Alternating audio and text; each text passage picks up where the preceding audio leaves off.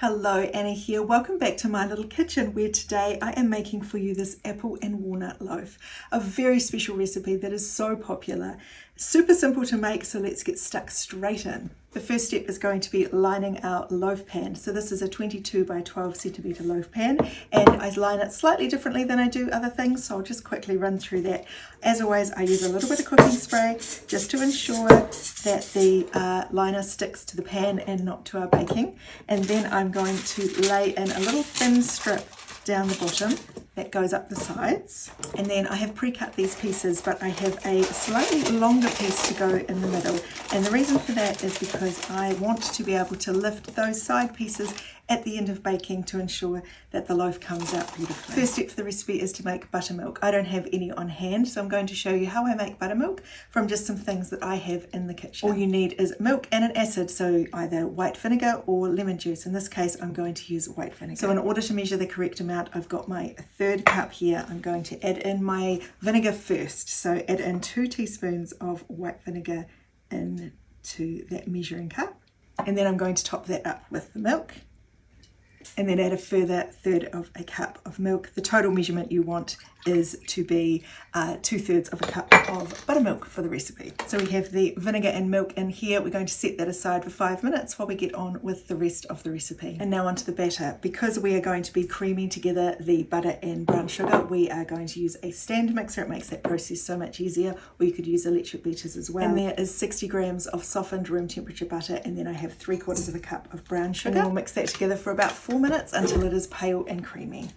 And while this is mixing together, it's a really good time to cut your apples. I cut 2 apples into about 1 centimeter diced pieces, and then I've also cut my walnuts into small pieces as well. So do that while this is mixing. And into this we're going to add an egg and a teaspoon of vanilla essence. And then we'll mix that together for about another minute.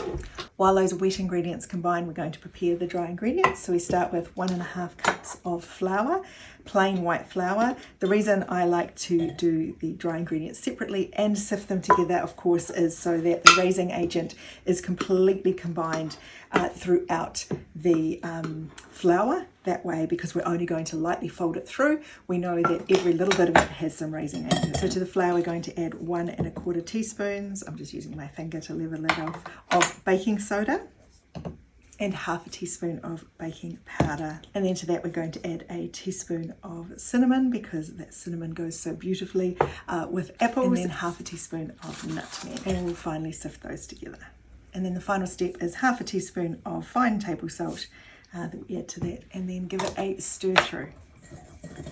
So here you go, in here is our eggs and vanilla and butter and sugar, and that is beautiful, pale and creamy. To that we're going to add our dry ingredients now. Pour that in, and then we're going to ever so slightly fold that in. Once that is just starting to form a sort of dough in there, we're going to add the buttermilk that we prepared earlier. To do that, we're going to have this on a very low speed, and we're just going to tip it down the side of the bowl until it is fully incorporated. And at this stage, your mixture is going to look something like this, and then we're going to add to that our diced apple and some finely diced walnuts. And then we just ever so gently fold those into the mixture. And then we're going to scrape this delicious batter into the prepared tin. You can see those lovely apple pieces sitting in there beautifully. And then I just grab a big dessert spoon and give that a spread out until it is nice and smooth. And then it will look something like that. But we are not finished. I have a final step that is going to take this from good to amazing. We're going to make a little topping for the top of our loaf, just to make it extra special. So in here I have 15 grams of melted butter, and to that I'm going to add a tablespoon of white sugar and 1/2 teaspoon of cinnamon. And to that I'm adding 1/2 cup of halved walnuts, and just give that a little stir around. And then you can see they are beautifully coated in that sugary, buttery cinnamon. We're going to plop them now on top of the loaf. So your hands will get a little bit messy, but basically all you do is grab your walnuts and press them all over the top of the loaf, and this is going to form a beautiful crunchy topping when you slice into it. So there you go, those walnuts have been pressed all over the top of that batter. This now goes in the oven. I have preheated that to 180 degrees Celsius, cooks for around about 50 to 60 minutes. I will insert a skewer once that comes out clean. It is ready to enjoy, so I will show you when it is fresh from the oven. So here you go, it is perfectly cooked. Mine did want to get a little bit dark on the top, so what I did is I covered it in foil and cooked it for about another 10 minutes until it was perfectly cooked in the middle.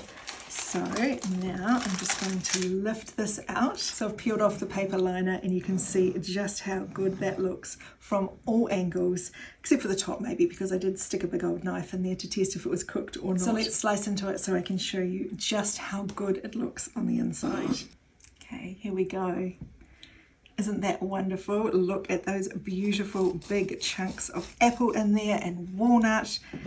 It smells absolutely divine. So there you go, showing you the inside of that. How phenomenal does that look? You can serve it on its own. It's beautiful and moist, so it doesn't necessarily need butter, but I know a lot of you like to add a little spread of butter on the top. But basically a loaf, just think of it as a huge big muffin. So moist, so delicious.